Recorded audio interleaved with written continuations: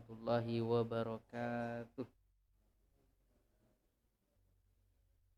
Alhamdulillahi rabbil alamin, wassalatu wassalamu ala ashrafil anbiya'i wal mursalin, nabiyyina Muhammadin wa ala alihi wa ashabihi ajma'in. Allahumma inna nas'aluka ilman nafi'an wa rizqan tayyiban wa amalan mutaqabbala. Allahumma inna nas'aluka imanan la yartaj wa na'iman la yanfad wa murafaqata nabiyyika fi jannati khuld. Ayuhal ahibba, saudara-saudaraku yang kami cintai karena Allah Subhanahu wa taala.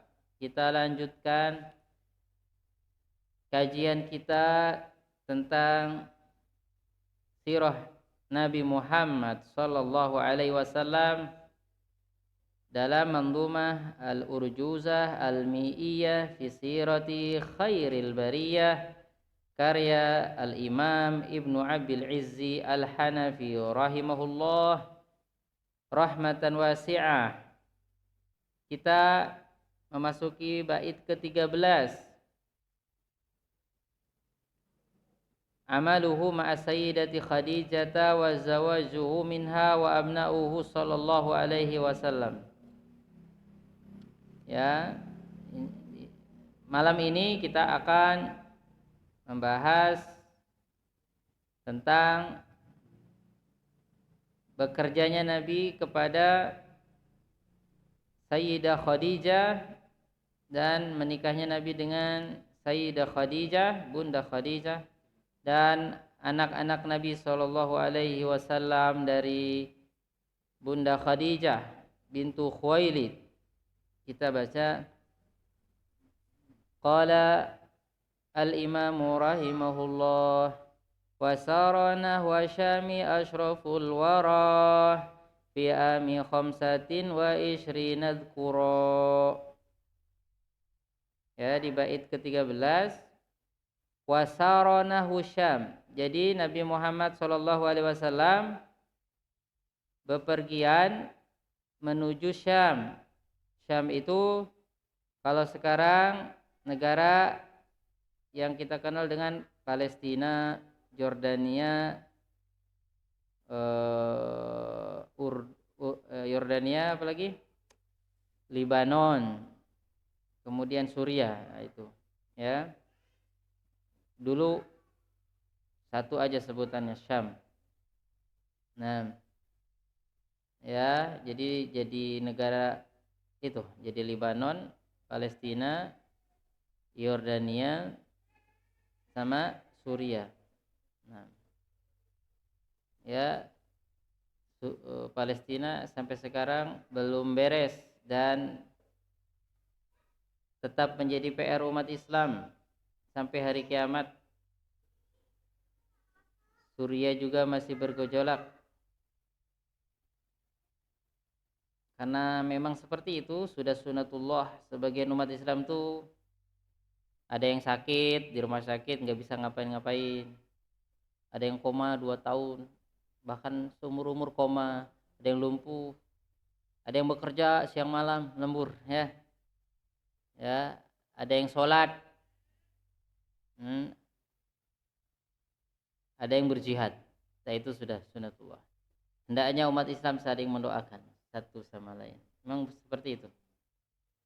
Nah, alimaan sayakunu minkum maradha. Allah tahu sebagian kita itu ya ada yang sakit.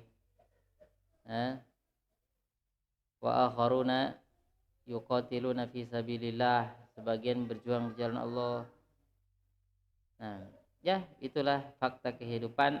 Yang pasti umat Islam harus saling mendukung seperti satu tubuh. Nah, jadi itu ya. Nabi Muhammad pergi ke Syam, ya. Saro itu berjalan, nahwa itu menuju, Syam itu negeri Syam. Ashraful wara, ashraf itu paling mulia dari kata syarif. Syarif itu mulia, ashraf paling mulia. Al-wara itu menungso, manusia. Ya, al-wara.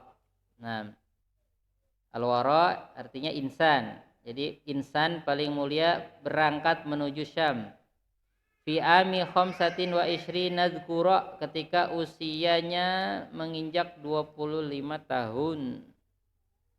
Jadi Nabi Muhammad sallallahu alaihi wasallam ya sejak kecil ketika diasuh oleh Abu Thalib, Nabi Muhammad membantu Abu Thalib secara ekonomi. Jadi Nabi Muhammad menggembala kambing. Nanti dapat cuan, dapat qararit, kirat, ya, dapat uang dari orang yang punya kambing. Jadi Nabi Muhammad menggembala kambing. Nah, katanya Nabi Muhammad ma min nabiyyin illa wara'al ghanam. Tidaklah ada dari nabi-nabi kecuali dia pelihara kambing. Nah, bisa maksudnya kebanyakan nabi-nabi, bisa artinya seluruh nabi-nabi itu ya mereka itu ngangon kambing. Kalau Nabi Musa mas kawinnya ngangon kambing. Sama Nia Hijaj 8 tahun. Ya. Jadi Nabi Muhammad sebelum jadi nabi cah angon, ngangon, ngembala kambing, terus dapat uang. Nah, ketika usia 25 tahun ya bantu-bantu paman juga, ya, bisnis, ikut orang, ya, jadi berdagang ke negeri Syam, bawa barang dagangan punya janda kaya, namanya Khadijah bintu Khuwailid. Jadi Khadijah bintu Khuwailid janda kaya, udah nikah, ya, dan udah punya anak sebelumnya.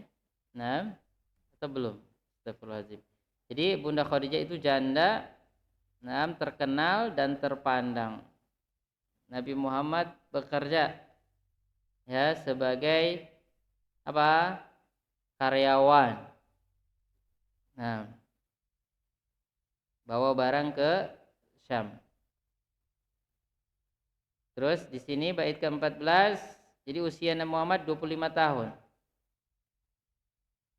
Di sini wali ummina Khadijatin muttajira wa ada fihi rabihan mustabsyira.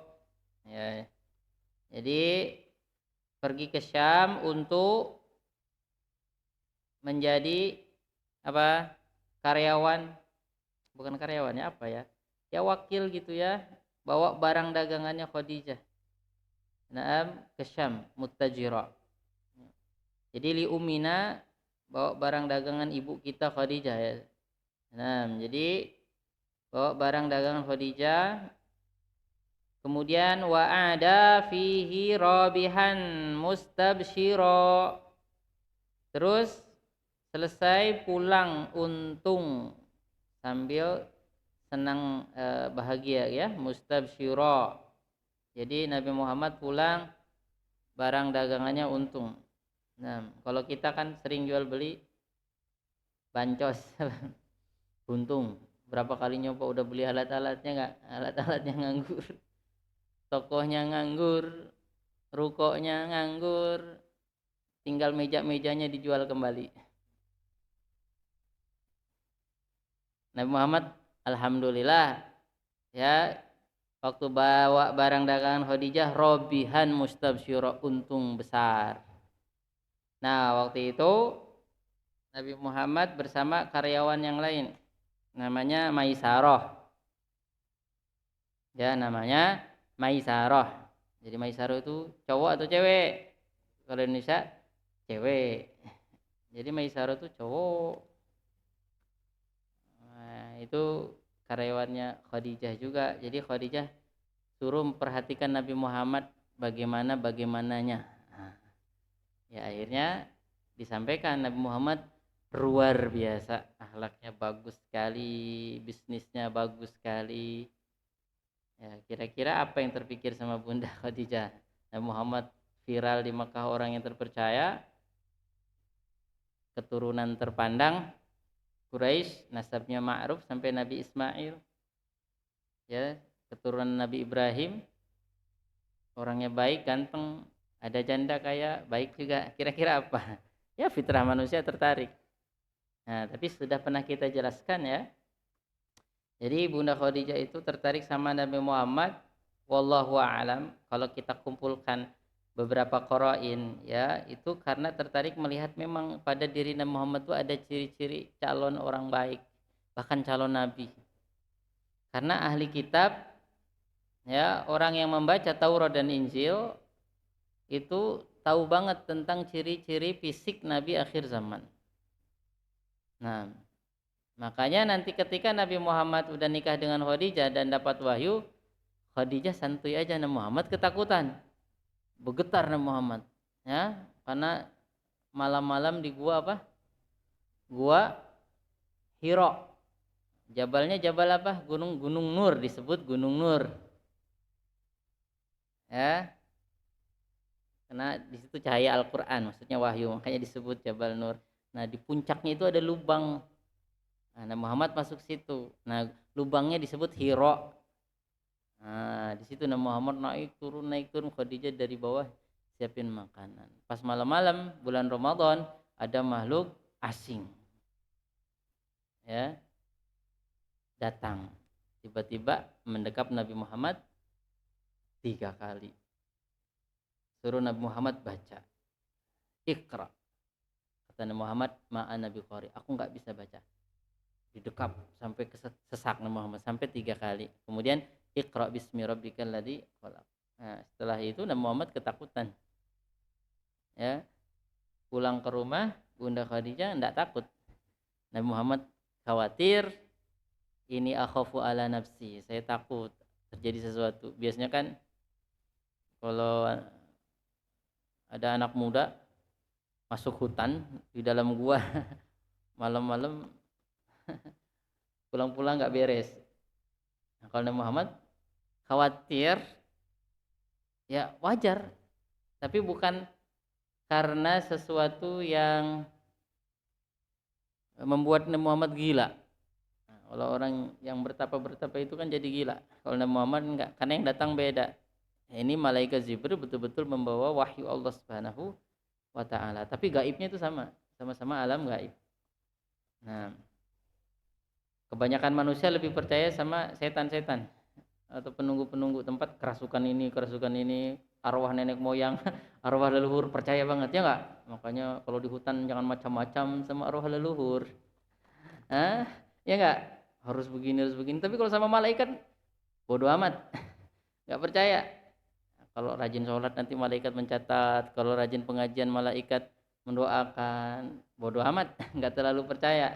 Tapi kalau sama arwah leluhur, wih percaya banget, karena katanya bisa kebal, anti sajam. Tapi pada waktu-waktu tertentu. Ya itu yang harus kita perbaiki keimanannya. Ala kulli hal. Jadi Bunda Khadijah ketika Nabi Muhammad dapat wahyu langsunglah dibawa ke orang Kristen. Waraqah bin Naufal, yang itu ada hubungan kerabat dengan Khadijah. Langsung dibawanya ke sana. Berarti Khadijah itu udah tahu. Nah, dibawanya ke siapa?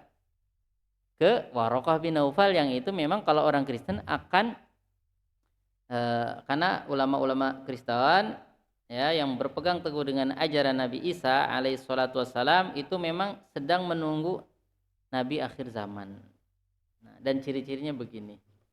Nah, itu kan menunjukkan Bunda Khadijah sebelumnya juga baca, mungkin pernah diskusi sama Waroko gini, apalagi kan Khadijah itu sering bisnisnya juga ke Syam gitu. Syam itu kan Kristen, peradaban Kristen. Makanya Waroko itu jadi Kristen kenapa? Karena bukan sering pergi ke Syam juga bergurunya di sana, makanya jadi Kristen. Nah, tapi alhamdulillah Kristennya bukan Kristen Trinitas, padahal mayoritas sudah Trinitas, ya. Tuhan Allah, Bapa, Anak sama Ruhul Kudus, tiga oknum. Ada yang mengatakan Maryam juga Tuhan Ibu. Banyak, jadi alirannya banyak, gitu ya. Tapi kalau Waroko itu yang berpegang teguh dengan syariat Nabi Isa yang anti syirik, tidak mengatakan Nabi Isa Tuhan atau titisan Tuhan atau anak Tuhan. Nah, dan itu masih ada. Nah, tapi tidak banyak, termasuk Raja Najasyi yang sudah kita sering bahas, raja Kristen di Ethiopia atau di Habasyah. Nah, jadi Khadijah melihat Rasulullah itu bukan dari sekedar akhlaknya saja, tapi karena sepertinya kemungkinan qara'in itu menunjukkan karena memang ada tanda-tanda kenabian pada Nabi Muhammad sallallahu alaihi wasallam. Ya, rezekinya Khadijah radhiyallahu taala anha ummul mukminin. Apa itu? Belum. Apa waktu jadi karyawannya belum nikah? Oh iya, udah nikah. Udah. Makanya pas Nabi Muhammad udah nikah sama Khadijah, Nabi Muhammad sering ke Gua Hira, ke Jabal Nur, naik ke atas, kemudian tahanus itu menyendiri. Ya, mengingat Allah Subhanahu wa taala, berpikir bagaimana memperbaiki bangsa Arab yang sudah rusak. Seperti itu. Ya. Beberapa bulan gitu ya. Nah, ya Bunda Khadijah support. Nah, jadi naik ke atas nanti makanan habis, Bunda Khadijah siapin. Nah, karena solehah banget Bunda Khadijah itu. Jadi Nabi Muhammad tidak bisa melupakan Khadijah. Nah, jadi ketika udah meninggal pun Nabi Muhammad kalau potong kambing, ya teman-temannya Khadijah yang masih hidup diundang, dibagikan. Sampai Aisyah radhiyallahu taala anha, Bunda Aisyah, istri paling muda Nabi yang paling cerdas tuh, irinya bukan sama istri yang masih hidup. Ya iri juga sih, cuma iri beratnya kepada Khadijah. Nah, karena Nabi Muhammad nyebut-nyebut Khadijah karena perannya luar biasa dalam membantu dakwah Nabi Muhammad sallallahu alaihi wasallam. Nah, itu ya. Jadi di sini diterangkan fakana fihi aqduhu 'alaiha, bait ke-15, wa ba'dahu ibta'uhu ilaiha. Jadi setelah pulang diceritain gini, Bunda Khadijah yang nembak duluan. Jadi Bunda Khadijah yang melamar. Mau nggak? Rasulullah mau juga. Nah, karena Rasulullah melihat Bunda Khadijah perempuan yang baik walaupun janda. Nah, Masya Allah. Kemudian menikahlah Rasulullah, akad nikah dengan Bunda Khadijah. Nah, wa ba'dahu, setelah menikah ya hubungan suami istri, ifda'uhu ilaiha, ya hubungan suami istri udah menikah. Usianya Bunda Khadijah 40 tahun, riwayat yang viral masyhur. Ada beberapa riwayat masih 35 tahun. 35 masih muda lah ya, lumayan. Bukan muda ya. S1 kalau terlambat 25 tahun. Nunda kawin 30. Tambah lagi 5 tahun, 35. Masih lumayan. Nah, ada yang berapa riwayat 35, ada yang 40. Nah, kemudian bait ke-16. Wah, kita sudah masuki bait ke-16 cepat malam ini. Wa wilduhu minha khala Ibrahim fal awwalul qasimu hazat takrim. Anak pertama, wa wilduhu minha khala Ibrahim. Maksudnya gini, wa wilduhu, anak-anaknya Nabi Muhammad semuanya itu dari Khadijah. Ya, kecuali Ibrahim. Ya, kecuali Ibrahim. Jadi ada anaknya Nabi Muhammad namanya Ibrahim, itu bukan dari Khadijah, tapi dari Maryam Al-Qibtiyah, orang Mesir, perempuan dari Mesir. Tapi bukan istri, statusnya budak, hadiah dari Raja Mesir. Ya, kalau zaman dulu, zaman Nabi Muhammad, ya masih ada perbudakan. Perbudakan itu manusia dijual beli. Nanti yang kaya beli perempuan. Nah, kalau udah dibeli, ya itu dua kemungkinan. Kalau majikannya baik, ya nanti dimerdekakan, atau nggak dimerdekakan tetap hidup sama majikannya. Kalau dia masih lajang, nggak punya suami, ya berarti boleh digauli sama majikannya. Tapi kalau udah punya suami nggak boleh juga, ya. Tapi statusnya itu milik si majikan, jadi boleh dijual. Nah, boleh dijual. Nah, dan Islam sangat mendorong supaya perbudakan itu dihapuskan. Nah, makanya ketika dulu ya dunia barat ingin menghilangkan perbudakan, ulama-ulama internasional setuju aja. apa namanya. Tapi seandainya itu terjadi lagi ada peperangan. Jadi perbudakan itu asalnya seharusnya itu dari jalur peperangan. Jadi kalau ada perang antara umat Islam dengan kalau itu yang sudah sesudah masuk ke syariat Islam. Kalau sebelum masuk ke syariat Islam sembarangan mau di situ. Ada orang lagi jalan ditangkap langsung dijual. Nggak bisa ngelak dia. Kayak Salman Al Farisi kan dijual. Ketika dijual udah nggak bisa ngapain-ngapain. Karena waktu itu masih betul-betul dipakai. Nah, ketika di zaman Islam perbudakan itu dipersempit, itu hanya dari gini, kalau umat Islam perang dengan non Islam ya terjadi peperangan, nah orang-orang non muslimnya itu jadi tawanan, daripada dilepas begitu aja jangan, akhirnya dipelihara oleh kaum muslimin, nanti dibagi, kamu pegang ini, kamu pegang ini, kamu pegang ini. Nah nanti ada yang udah punya suami, ada yang punya istri, ada yang cuma laki-laki toh, ada yang perempuan, nah itu dipelihara. Supaya apa? Supaya dengar tentang Islam dan supaya masuk Islam. Harapannya seperti itu. Daripada dijorkan begitu nanti mabuk-mabukan. Lebih baik dipelihara sama umat Islam supaya dapat hidayah.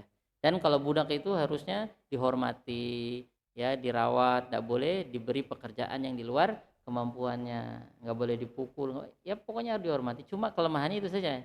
Dia itu kalau kerja dapat uang banyak, contohnya budaknya itu bisa buat mobil gitu kalau zaman sekarang. Nanti mobilnya itu dijual ya milik majikannya. Budak cuma buat aja, yang penting dikasih makan. Tapi budak kalau dia mau memerdekakan diri sangat dianjurkan untuk kita membantu dia.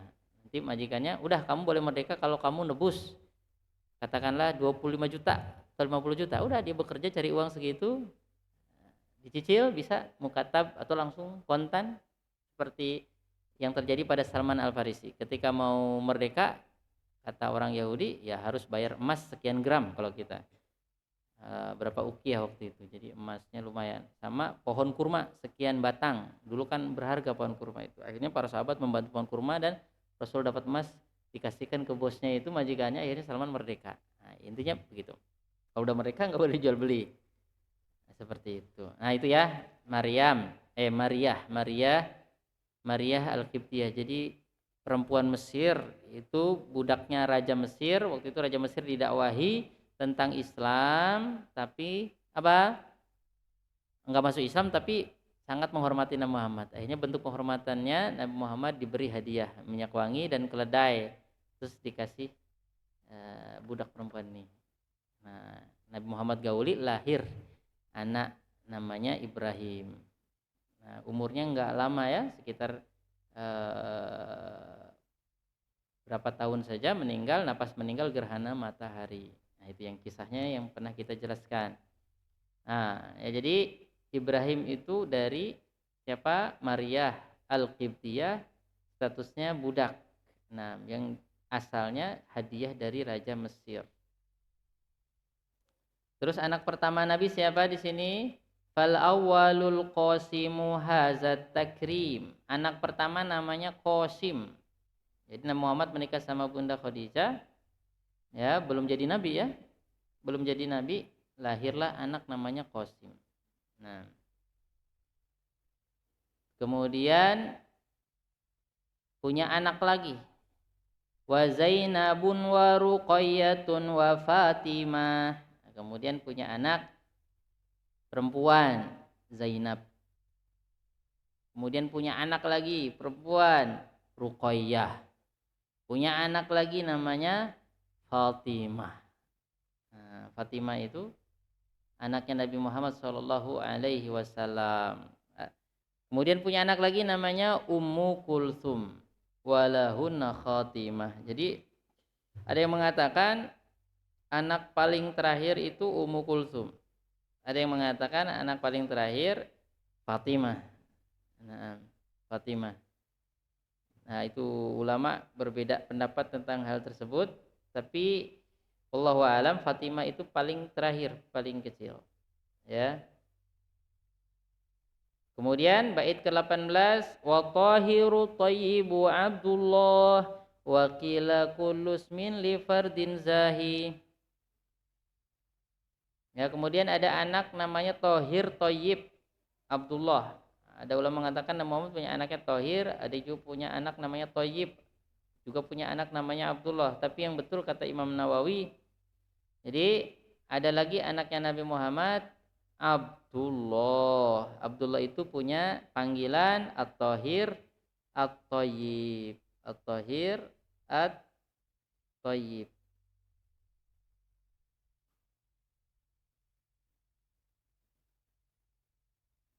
Nah, jadi itu anak Nabi Muhammad Shallallahu Alaihi Wasallam. Jadi semua anak Nabi Muhammad Shallallahu Alaihi Wasallam meninggal.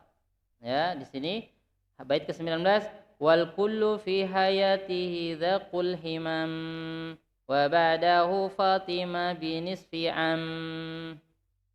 Semuanya anak Nabi Muhammad itu meninggal ketika Nabi Muhammad masih hidup kecuali Atu Fatimah.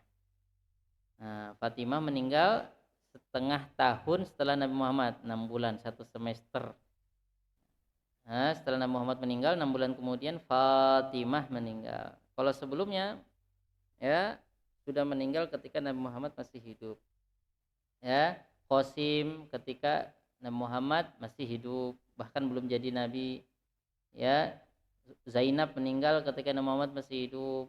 Ya, Ruqayyah meninggal ketika Nabi Muhammad masih hidup. Ummu Kulsum meninggal ketika Nabi Muhammad masih hidup. Abdullah juga meninggal ketika Nabi Muhammad masih hidup.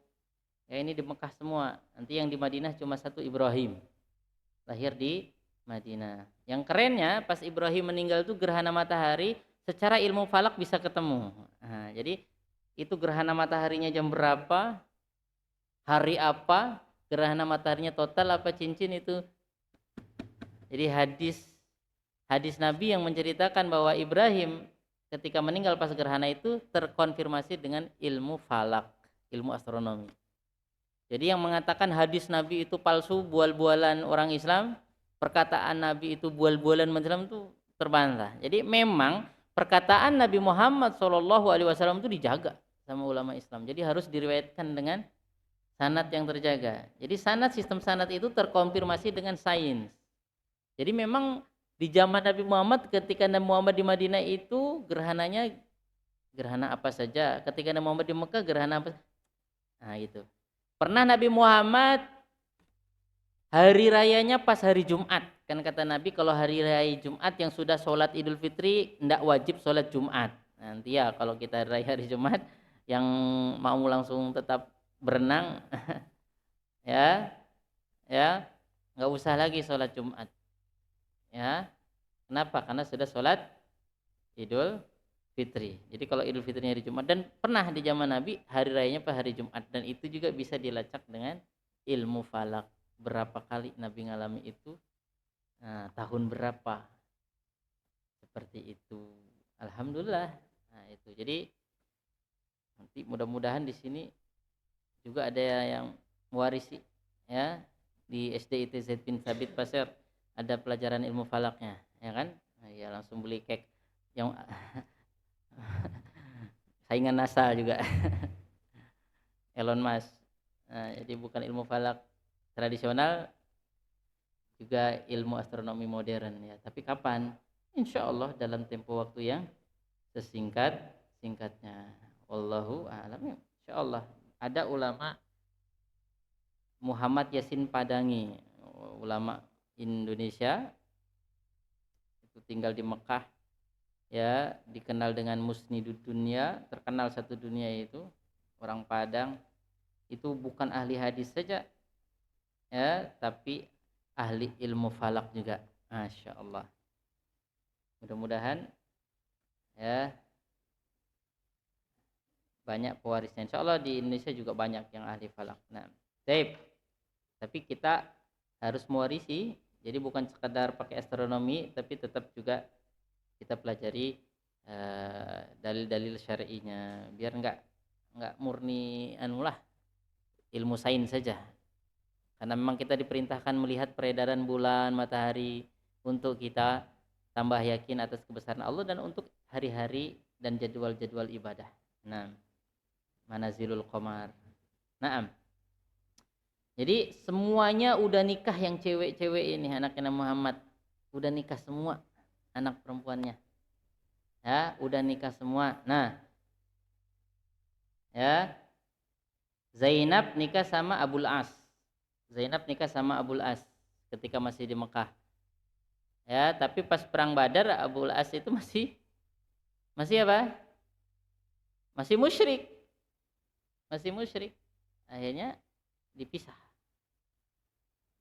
Nah, dulu dicatat. Jadi dulu sebelum ada larangan menikah beda agama itu ya masih boleh nikah. Ada perempuan Islam nikah sama orang musyrik cowok. Nah, ada orang Islam nikah sama cewek musyrikah seperti Umar bin Khattab. Nah, kan udah masuk Islam tetap punya istri, belum masuk Islam masih boleh. Nah, ketika turun larangan untuk bersatu dengan orang yang beda agama baru Rasulullah memerintahkan memegat, memutus kalau musyrik. Umar bin Khattab waktu itu ada istrinya 2 di Mekah, masih musyrik semua, dicerai langsung dua-duanya karena nggak mau ikut suaminya. Nah, habis dicerai dinikahi sama Muawiyah karena Muawiyah belum masuk Islam. Ya, seperti itu.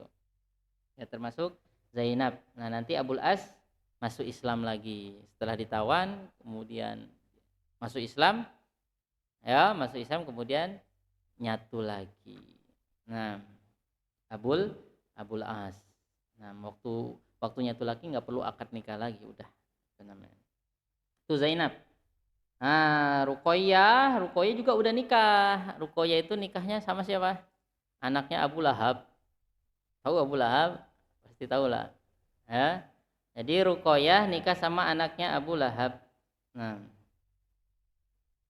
terus Ummu Kulsum juga nikah sama anaknya Abu Lahab.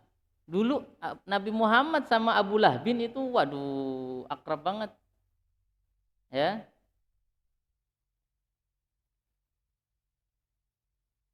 Jadi Ruqayyah anaknya Nabi Muhammad nikah dengan anaknya Abu Lahab. Kalau Ruqayyah nikah sama Utsbah. Utsbah. Ya. Utsbah bin Abi Lahab. Nah, jadi saking akrabnya itu. Saking akrabnya. Hah? Iya, itu sepupu, masuk dalam kategori sepupu ini. Kalau orang Arab, Pak, Bu, memang begitu nikahnya. Udah, pokoknya kalau ada sepupu udah siap-siap kawin. Dari kecil bahkan udah nggak boleh kemana-mana, udah. Makanya mukanya sama. Kalau satu kabilah, kalau kabilahnya ini ya udah ciri fisiknya gitu, mukanya gitu, badannya gitu, betisnya gitu, mukanya gitu, hidungnya apa. Kalau kabilah ini keriting, kabilah ini hitam manis. Jadi karena bangsa Arab itu apa namanya memegang teguh apa ya marga gitu. Jadi nggak boleh kemana-mana. Biar tetap besar marganya ya ngumpul-ngumpul di situ. Jadi sepupu itu udah siap kawin aja. Nah, mungkin di Indonesia juga ada di beberapa daerah. Daerah mana nggak tahu Lombok. Tapi kalau orang di Jawa kayak orang Ilok katanya ya kan itu saudara katanya. Tapi boleh, boleh. Kalau kiai-kiai di Jawa masih biasa itu sepupu-sepupu dinikahkan. Apa namanya? Tergantung lingkungan sih. Nah, gitu. Karena satu kebiasaan bangsa Arab, yang kedua apa namanya yaitu supaya Quraisy. Nah, itu. Jadi Ruqayyah nikah sama Utbah bintu Abi Lahbin. Nah, baik. Kemudian pas Nabi Muhammad diangkat jadi nabi berdakwah, mengajak kepada tauhid, marah-marah langsung. Abu Lahab bin tersinggung karena Abu Lahab orang kaya. Nah, Allah terangkan ma agna anhu maluhu wa ma kasab. Hartanya dia nggak ngefek sama dia nanti di hari kiamat. Usaha dia. Biasa orang kaya itu biasanya sombong. Udah miskin sombong lagi. Astagfirullah. Atubu ilai. Nah, jadi pamannya Nabi yang paling kaya ya Abu Lahab bin ini. Jadi ketika Nabi Muhammad mengajak Abu Lahab bin dan kabilah-kabilah lain, anak-anak Quraisy, ya Quraisy apa kabilah-kabilah yang itu masih serumpun dengan Quraisy tersinggung, Abu Lahab langsung pulang nyuruh anaknya mencerai langsung dibawa-bawa. Biasa kan kalau musuhan kan, ya nggak? Pokoknya kata bapaknya ngomong ke anaknya, roksi li roksi kuma haram. Jadi gini, anak Abu Lahab kan punya dua anak cowok, Utbah sama Utaibah. Nah, Utbah nikah sama Ruqayyah, Utaibah nikah sama Ummu Kulsum.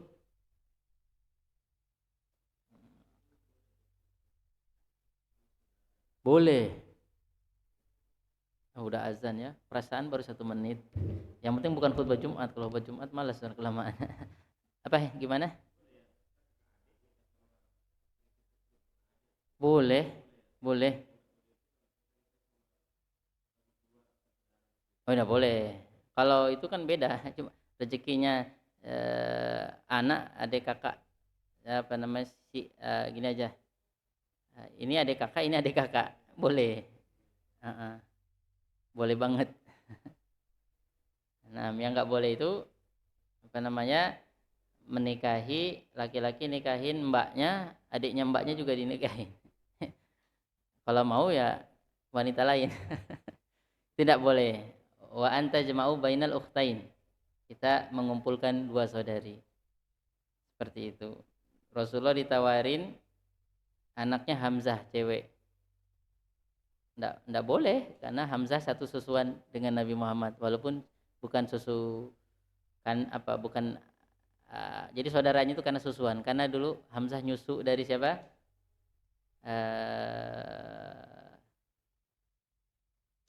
Halimah Sa'diyah apa namanya Nabi Muhammad juga seperti itu jadi atau dengan Suwaibah Hamzah nyusu ke Suwaibah Nabi Muhammad nyusu ke Suwaibah udah berarti saudara susuan apa namanya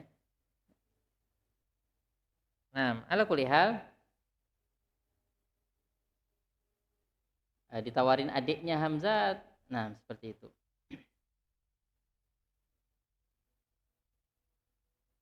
Jadi di sini udah kita jelaskannya sudah azan. Jadi Ruqayyah nikah dengan Utsbah.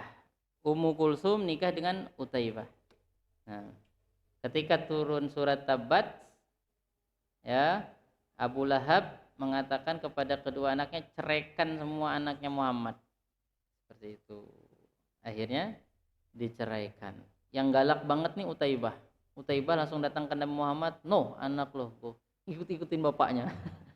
Ikut-ikutin bapaknya tuh gua cerai loh marah-marah depan Muhammad subhanallah menantunya galak banget kasar kepada Nabi Muhammad Shallallahu Alaihi Wasallam bahasanya itu loh ya tajam sekali ya Utaibah itu yang Utaibah ya jadi apa namanya di sini dia ngomong kafar tu bidinik saya kafir sama agama kamu nah, wala tuhibuni wala uhibbuka kamu nggak usah suka saya nggak suka kamu ya gitu iya menantunya Utaibah kan bukan anak kembar ya ada Utbah ada Utaibah yang paling galak Utaibah nah Utaibah itu nikah sama siapa tadi Ummu Kulthum bintu Muhammad sallallahu alaihi wasallam yang paling ganas ketika Nabi Muhammad begitu Nabi Muhammad spontan berdoa Allahumma sallit alaihi kalban min kilabik wahai Allah Subhanahu wa taala utus anjing dari anjing-anjingmu maksudnya apa singa jadi pas dia bepergian berdagang ke Syam